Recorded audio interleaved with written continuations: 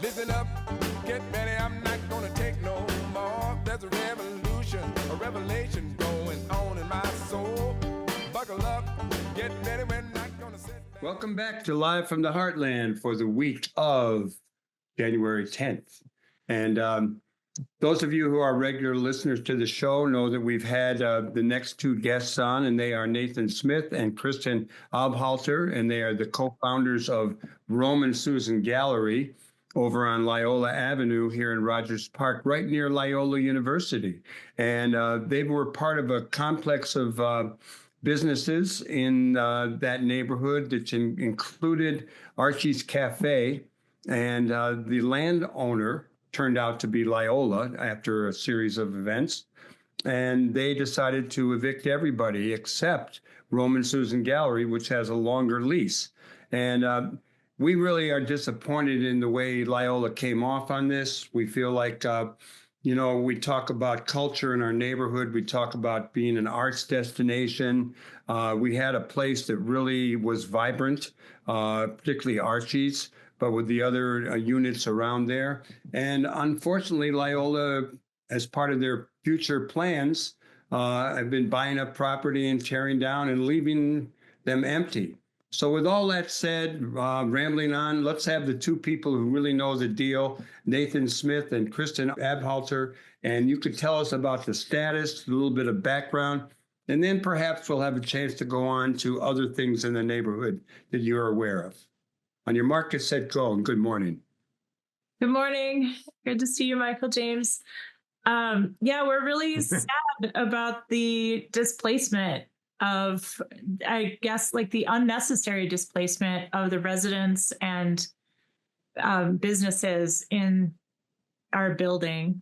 And we're still thinking that there's still time for Loyola to make a better decision and keep residents and businesses in that particular spot. We have made a plea to the city. I was able to make a presentation to the city council for a landmark suggestion back in October. And that is in the works of the city. It's a really long process. It's really involved. We don't have high hopes for them in particular to make it happen, but if people care about this issue, they can contact the mayor's office and talk about how much they care about this building and have their voice heard. But it's a really interesting building. It's kind of got a triangle effect with the alley and the Loyola coming together. And, it's just been kind of there for years with clearly a few little art projects and studio things going on the first floor. And what have either of you had any conversations directly with Loyola? Is there any reason to have hope beyond having raised it with the city council? Maybe Maria Haddon, our alderwoman, where is she at on it? Any good signs? So Kristin made the suggestion to the Development and Planning Committee at the City Council. The following up on that, Maria Haddon's office, as well as the 48th Ward and Mike Simmons' office, all sent letters of support for that recommendation. And so they very much are. They are more in conversation with the university than we are. We have talked to people there, but I think, there's a bigger picture than us. And so the elected officials interacting with them is certainly like the advocacy we want to see. I would say that in fairness to the university, no one was evicted. They just did not renew leases. So that is something that we want to make sure. Our lease is longer than everyone else, which is why we will continue to be there until the end of September. Our last neighbor, Edge Art Gallery, which is run by Maggie Roche, their lease had been extended for 6 months and it's just concluding now. So on Sunday, January 12th, we're co-hosting a celebration and closing event with them at 12:30 Loyola. So that will be in the afternoon from 3 to 6. And as people have moved out, we've tried to, celebrate them and be together. And I think that's a huge part of the community there, is the other tenants in conjunction with each other. It's a really interesting situation. Lots of people approaching creativity from different angles, and that's kind of what made it robust. How many people are left in the building? Right now, it is just the 2 commercial tenants who are still there, and Edge Arts will conclude in the next week. So we will be in that building by ourselves for the next 9 months. So the end of September. But it must be a little lonely over there.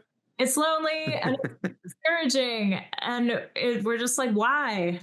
And it seems like we could have neighbors, and it seems unnecessary that everybody is displaced. I mean, we're looking forward to being able to celebrate the space while we have it. But I don't think that there has been very much opportunity for us to talk about this. It's like we raised our concerns, and there have been a lot of people supporting us. There are multiple petitions, and I mean, there have been some concessions by Loyola. They announced in a meeting that they're planning to build a pavilion on the adjacent property. And we're hoping that the community will continue to, hold them accountable to what this space becomes, and hopefully it will be something that can be used by the community, perhaps holding some of the similar music events and performance events that have become, something that we expect in that area based on the legacy of Archie's and Roman Susan. We keep on hoping that this area can still be used for cultural activities, because you can't have a community without a place to congregate. And we really value the concept that there can be free places for people to experience art and culture, without even having to buy a meal. And I think that's a heart of what happens in Rogers Park. I think people coming together, experiencing community and being together, and we want that to happen in this particular location. And we think that if the university can take away that property, that they should replace some of that ability for people to gather in public. Well, if you were betting people, would you think that the attempts by various politicians and you going before the city council have much chance of coming to be, or just going to be a lot of sort of stalling and then it will proceed? Which then would lead me to my next question, is what kind of plans do you guys have for the future? And what did Archie plan, and what do the other people in that building, the commercial spaces, as well as the tenants, what are their plans? So I would say we are not coming from a culture of gambling and betting. We're coming from a philanthropical art culture. So I would say donate that money to the arts organizations around you that you care about, because they will take direct action. And we have, our plans are that we anticipate a little bit of a hiatus between having the storefront and another dedicated location.